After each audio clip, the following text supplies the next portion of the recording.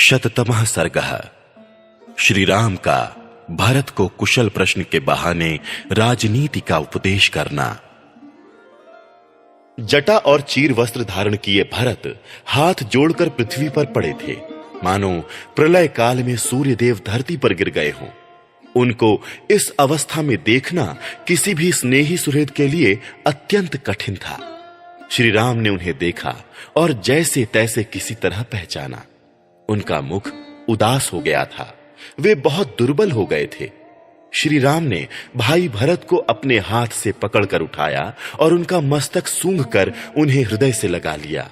इसके बाद रघुकुल भूषण भरत को गोद में बिठाकर श्री राम ने बड़े आदर से पूछा, तात, पिताजी कहां थे कि तुम इस वन में आए हो? उनके जीते जी तो तुम वन में नहीं आ सकते थे। मैं दीर्घ काल के बाद दूर से आए हुए भरत को आज इस वन में देख रहा हूं, परंतु इनका शरीर बहुत दुर्बल हो गया है। तात, तुम क्यों वन में आए हो? भाई, महाराज जीवित है ना? कहीं ऐसा तो नहीं हुआ कि वो अत्यंत दुखी होकर सहसा परलोकवासी हो गए हो और इसीलिए तुम्हें स्वयं यहां आना पड़ा हो? सौम्य, तुम अभी बालक हो, इसलिए परंपरा से चला आता हुआ तुम्हारा राज्य नष्ट तो नहीं हो गया। सत्य पराक्रमी तात भरत, तुम पिताजी की सेवा शुश्रूषा तो करते हो ना? जो धर्म पर अटल रहने वाले हैं तथा जिन्होंने राजसूय एवं अश्वमेध यज्ञों का अनुष्ठान किया है, वे सत्य प्रतिज्ञ महाराज दशरथ सकुशल तो है ना? तात, क्या तुम सदा धर्म में तत्पर रहने वाले विद्वान ब्रह्मवेत्ता और इक्ष्वाकुकुल के आचार्य महान तेजस्वी वशिष्ठ जी की यथावत पूजा करते हो? भाई, क्या माता कौशल्या सुख से हैं? उत्तम संतान वाली सुमित्रा प्रसन्न हैं और आर्या कैकेयी देवी आनंदित हैं। जो उत्तम कुल में उत्पन्न, विनय संपन्न, बहुश्रुत किसी के दोष न देखने वाले तथा शास्त्रोक्त धर्मों पर निरंतर दृष्टि रखने वाले हैं, उन पुरोहित जी का तुमने पूर्णतः सत्कार किया है ना? हवन विधि के ज्ञाता, बुद्धिमान और सरल स्वभाव वाले जिन ब्राह्मण देवता को तुमने अग्निहोत्र कार्य के लिए नियुक्त किया है, वे सदा ठीक समय पर आकर क्या तुम्हें ये सूचित करते हैं कि इस समय अग्नि में आहुति दे दी गई और अब अमुक समय में हवन करना है? तात, क्या तुम देवताओं, पितरों, भृत्यों, गुरुजनों, पिता के समान आदरणीय वृद्धों, वैद्यों और ब्राह्मणों का सम्मान करते हो? भाई, जो मंत्र रहित श्रेष्ठ बाणों के प्रयोग तथा मंत्र सहित उत्तम अस्त्रों के प्रयोग के ज्ञान से संपन्न और अर्थशास्त्र के अच्छे पंडित हैं, उन आचार्य सुधन्वा का क्या तुम समादर करते हो? तात, क्या तुमने अपने ही समान शूरवीर, शास्त्रज्ञ, जितेंद्रिय, कुलीन तथा बाहरी चेष्टाओं से ही मन की बात समझ लेने वाले सुयोग्य व्यक्तियों को ही मंत्री बनाया है? रघुनंदन, अच्छी मंत्रणा ही राजाओं की विजय का मूल कारण है। वह भी तभी सफल होती है जब नीति शास्त्र निपुण मंत्री शिरोमणि अमात्य उसे सर्वथा गुप्त रखे। भरत, तुम असमय में ही निद्रा के वशीभूत तो नहीं होते, समय पर जाग जाते हो ना? रात के पिछले पहर में अर्थ सिद्धि के उपाय पर विचार करते हो ना? तुम किसी गूढ़ विषय पर अकेले ही तो विचार नहीं करते, अथवा बहुत लोगों के साथ बैठकर तो मंत्रणा नहीं करते? कहीं ऐसा तो नहीं कि तुम्हारी निश्चित की हुई गुप्त मंत्रणा फूटकर शत्रु के राज्य तक फैल जाती हो? रघुनंदन, जिसका साधन बहुत छोटा और फल बहुत बड़ा हो, ऐसे कार्य का निश्चय करने के बाद तुम उसे शीघ्र प्रारंभ कर देते हो ना? उसमें विलंब तो नहीं करते? तुम्हारे सब कार्य पूर्ण हो जाने पर अथवा पूरे होने के समीप पहुंचने पर ही दूसरे राजाओं को ज्ञात होते हैं ना? कहीं ऐसा तो नहीं होता कि तुम्हारे भावी कार्यक्रम को वो पहले ही जान लेते हो? तात, तुम्हारे निश्चित किए हुए विचारों को तुम्हारे या मंत्रियों के प्रकट न करने पर भी दूसरे लोग तर्क और युक्तियों के द्वारा जान तो नहीं लेते हैं? क्या तुम सहस्त्रों मूर्खों के बदले एक पंडित को ही अपने पास रखने की इच्छा रखते हो? क्योंकि विद्वान पुरुष ही अर्थ संकट के समय महान कल्याण कर सकता है। यदि राजा 1000 या 10,000 मूर्खों को अपने पास रख ले तो भी उनसे अवसर पर कोई अच्छी सहायता नहीं मिलती। यदि एक मंत्री भी मेधावी, शूरवीर, चतुर एवं नीतिज्ञ हो तो वह राजा या राजकुमार को बहुत बड़ी संपत्ति की प्राप्ति करा सकता है। तात, तुमने प्रधान व्यक्तियों को प्रधान, मध्यम श्रेणी के मनुष्यों को मध्यम और छोटी श्रेणी के लोगों को छोटे ही कामों में नियुक्त किया है ना? जो घूस ना लेते हों अथवा निश्चल हों, बाप दादों के समय से ही काम करते आ रहे हों तथा बाहर भीतर से पवित्र एवं श्रेष्ठ हों, ऐसे अमात्यों को ही तुम उत्तम कार्यों में नियुक्त करते हो ना? कैकेयी कुमार, तुम्हारे राज्य की प्रजा कठोर दंड से अत्यंत उद्विग्न होकर तुम्हारे मंत्रियों का तिरस्कार तो नहीं करती, जैसे पवित्र याजक पतित यजमान का तथा स्त्रियां कामचारी पुरुष का तिरस्कार कर देती हैं। उसी प्रकार प्रजा कठोरता पूर्वक अधिक कर लेने के कारण तुम्हारा अनादर तो नहीं करती। जो साम दाम आदि उपायों के प्रयोग में कुशल, राजनीति शास्त्र का विद्वान, विश्वासी भृत्यों को फोड़ने में लगा हुआ, शूर तथा राजा के राज्य को हड़प लेने की इच्छा रखने वाला है, ऐसे पुरुष को जो राजा नहीं मार डालता है वह स्वयं उसके हाथ से मारा जाता है। क्या तुमने सदा संतुष्ट रहने वाले, शूरवीर, धैर्यवान, बुद्धिमान, पवित्र, कुलीन एवं अपने में अनुराग रखने वाले रण कर्म दक्ष पुरुष को ही सेनापति बनाया है? तुम्हारे प्रधान योद्धा बलवान, युद्ध कुशल और पराक्रमी तो है ना? क्या तुमने उनके शौर्य की परीक्षा कर ली है तथा क्या वे तुम्हारे द्वारा सत्कार पूर्वक सम्मान पाते रहते हैं? सैनिकों को देने के लिए नियत किया हुआ समुचित वेतन और भत्ता तुम समय पर दे देते हो ना? देने में विलंब तो नहीं करते। यदि समय बिताकर भत्ता और वेतन दिए जाते हैं तो सैनिक अपने स्वामी पर भी अत्यंत कुपित हो जाते हैं और इसके कारण बड़ा भारी अनर्थ घटित हो जाता है। क्या उत्तम कुल में उत्पन्न मंत्री आदि समस्त प्रधान अधिकारी तुमसे प्रेम रखते हैं? क्या वे तुम्हारे लिए एक चित्त होकर अपने प्राणों का त्याग करने के लिए उद्यत रहते हैं? भरत, तुमने जिसे राजदूत के पद पर नियुक्त किया है वह पुरुष अपने ही देश का निवासी, विद्वान, कुशल, प्रतिभाशाली और जैसा कहा जाए वैसी ही बात दूसरे के सामने कहने वाला और सद्विवेक युक्त है ना? क्या तुम शत्रु पक्ष के 18 और अपने पक्ष के 15 तीर्थों की 3 अज्ञात गुप्तचरों द्वारा देखभाल या जांच पड़ताल करते रहते हो? शत्रुसूदन, जिन शत्रुओं को तुमने राज्य से निकाल दिया है वे यदि फिर लौट कर आते हैं तो तुम उन्हें दुर्बल समझकर उनकी उपेक्षा तो नहीं करते? तात, तुम कभी नास्तिक ब्राह्मणों का संग तो नहीं करते हो, क्योंकि वे बुद्धि को परमार्थ की ओर से विचलित करने में कुशल होते हैं तथा वास्तव में अज्ञानी होते हुए भी अपने को बहुत बड़ा पंडित मानते हैं। उनका ज्ञान वेद के विरुद्ध होने के कारण दूषित होता है और वे प्रमाणभूत प्रधान धर्म शास्त्रों के होते हुए भी तार्किक बुद्धि का आश्रय लेकर व्यर्थ बकवाद किया करते हैं। तात, अयोध्या हमारे वीर पूर्वजों की निवास भूमि है। उसका जैसा नाम है वैसा ही गुण है। उसके दरवाजे सब ओर से सुदृढ़ है। वह हाथी, घोड़े और रथों से परिपूर्ण है। अपने अपने कर्मों में लगे हुए ब्राह्मण, क्षत्रिय और वैश्य सहस्त्रों की संख्या में वहां सदा निवास करते हैं।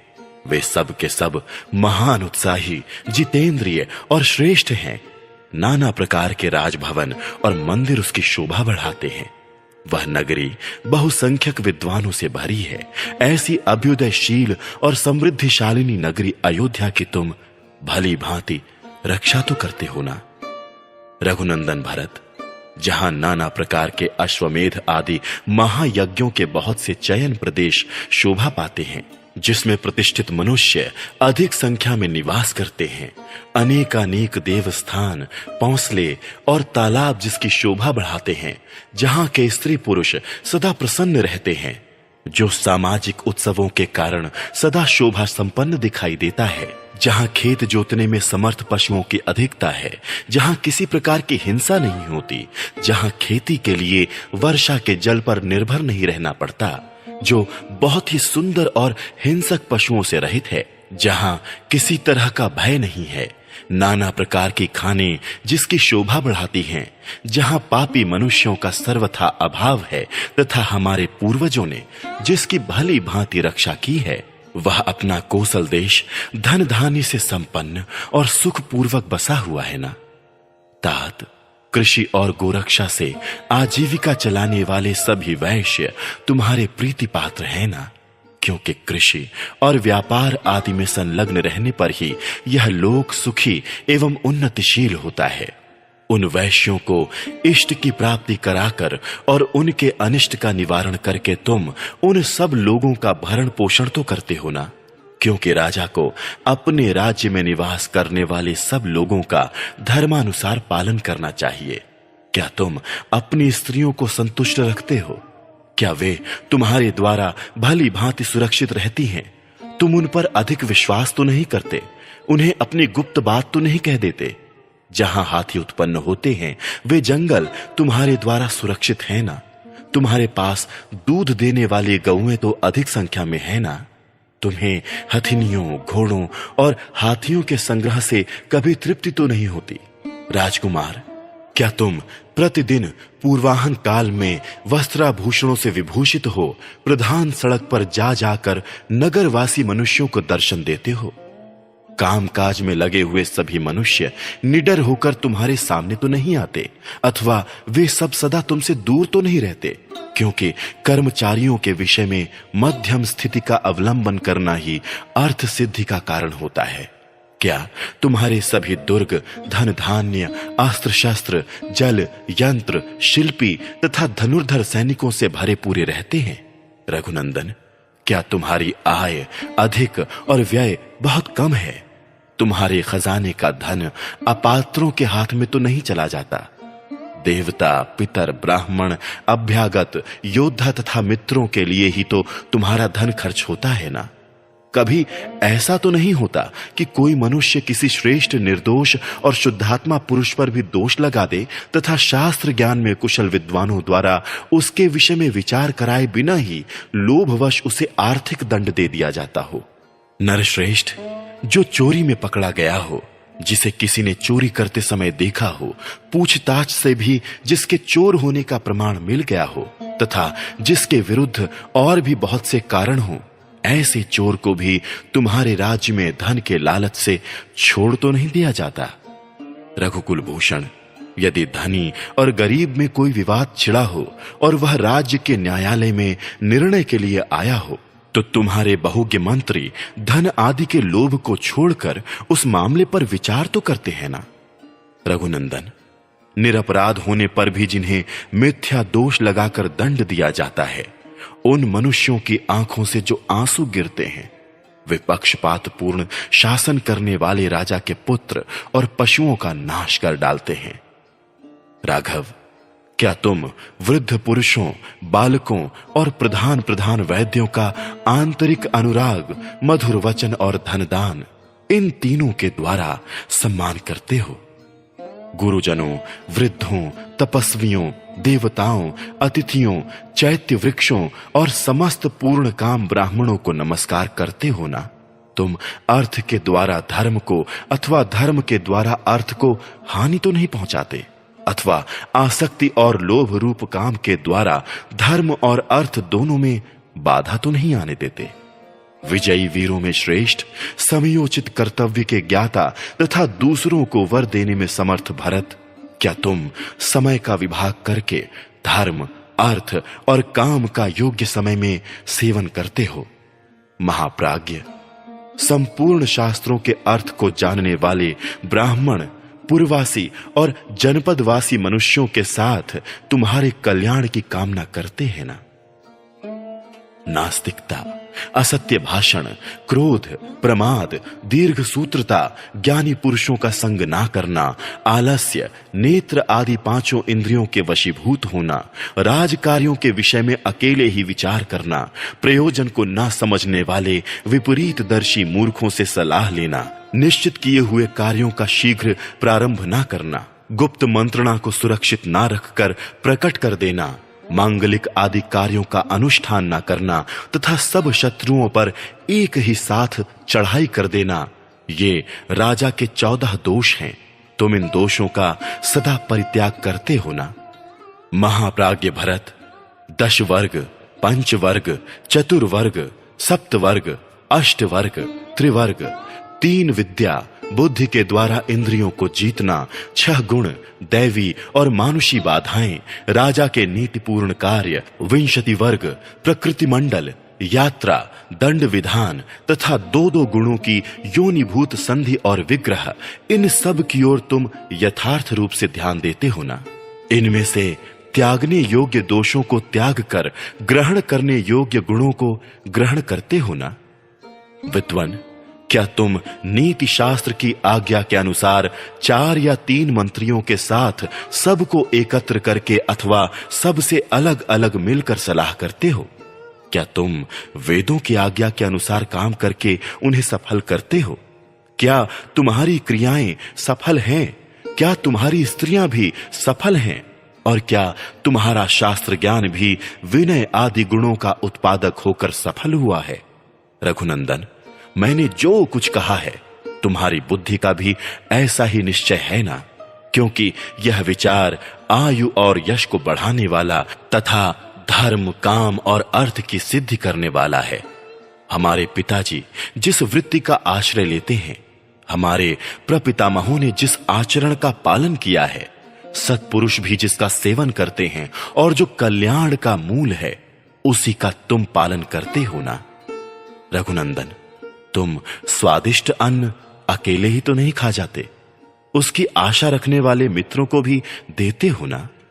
इस प्रकार धर्म के अनुसार दंड धारण करने वाला विद्वान राजा प्रजाओं का पालन करके समूची पृथ्वी को यथावत रूप से अपने अधिकार में कर लेता है तथा देह त्याग करने के पश्चात स्वर्ग लोक में जाता है।